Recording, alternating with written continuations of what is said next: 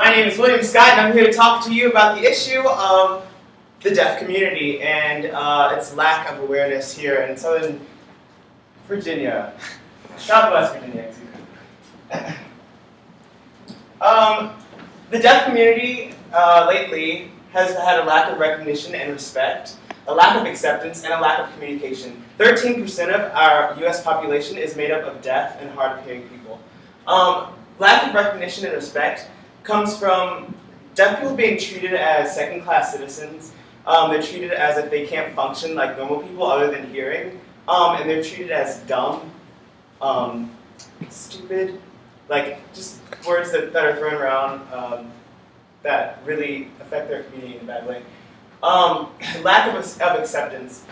Not every state in America accepts American Sign Language, which is the way that the deaf community communicates with one another and with us, which creates a lack of communication and creates a lack of interpreters to communicate with the hearing world and the non-hearing world. Theater and Blue Star. Not many stage adaptations for deaf plays have been created.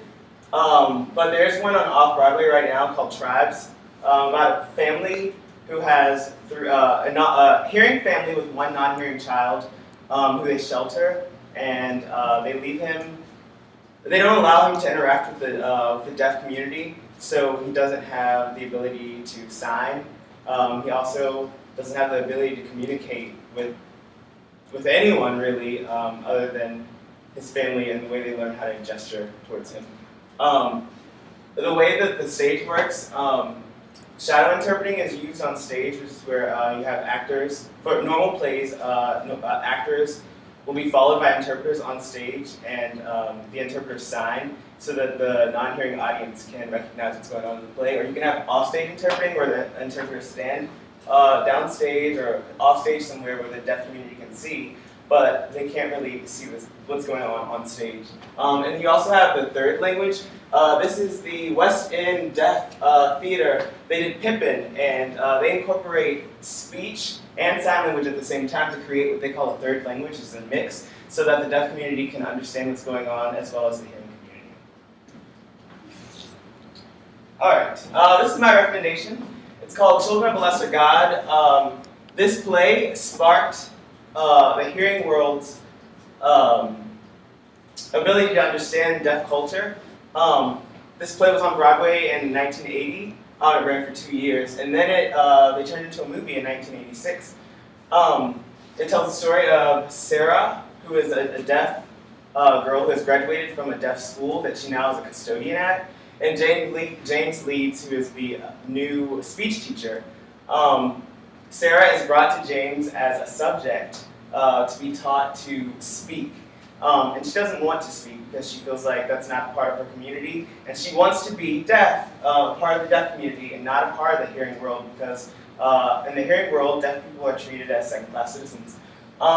They end up falling in love, which is good, but eventually the speech teacher will want his wife to speak, which creates a disaster, and they break up.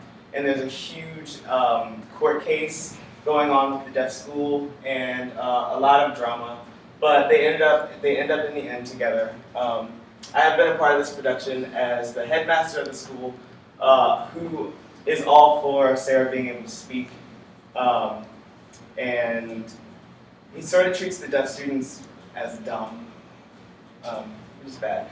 This play brings to light the interaction of the deaf culture with the hearing culture, which is very good, because if doing this play here at Emory and Henry, we can see how the deaf culture can interact with the hearing world, and how the hearing world can interact with the deaf world, and on a personal level. It's a great project and discussion to start on campus, because we all come from different cultures. There are different cultures other than hearing and deaf. There are also, black culture, white culture, all these different types of cultures, and this is one that isn't brought up very much on this campus, I've noticed. We don't have any deaf students here, and I think understanding of the culture would be great for us to be aware of. It's also a small cast, which is good for this school, and you can cast in a variety of ways. The actress who played Sarah on Broadway and in the movie, Marlon Matlin, said, "Watch me when people say deaf and dumb or deaf mute, and I will give them a look like you might give if you call Denzel Washington the wrong name." It's a good point to notice. Yes, we should do this play because it would educate us that the deaf want to be treated not like they have a disability, but it's a trait of theirs. They also will tell you that they can do anything better than you but hear. And American Sign Language exists, so we need to give it credit so we can communicate with a world that's different than ours. Thank you.